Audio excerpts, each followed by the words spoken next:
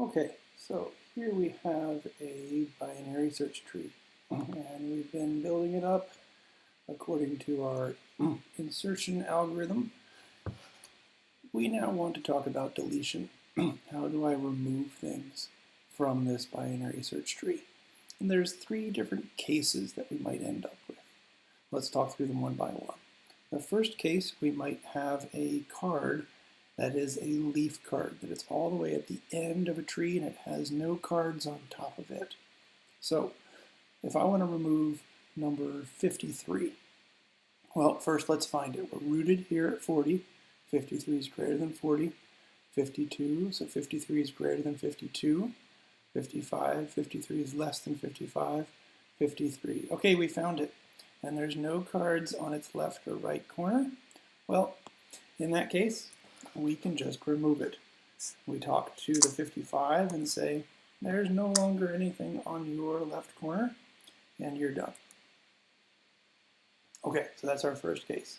It's super easy to remove cards that are on the fringe, that are leaves. Second case, we want to remove something that has one card on top of it. So, for example, I want to remove the 0, 2. To start at the root, we find and we say 0, 2 is less than 19, or less than 40, so we go to the 19. 2 is less than 19, so we go here and we found it. But I can't just pull it out.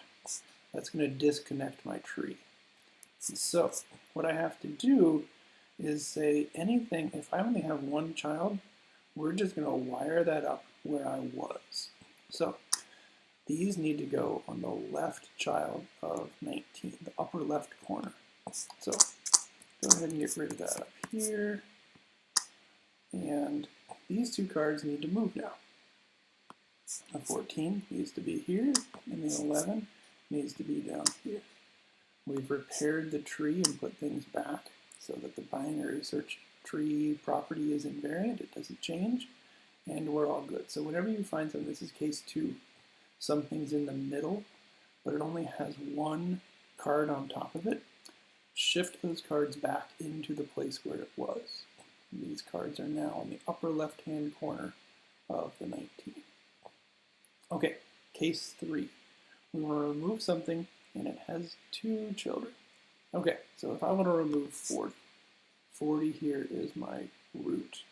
And look, it has a 19 on the left and a 52 on the right. Well, what we're going to try to do is say a card that could go here and still have all of these cards less and all of these cards greater.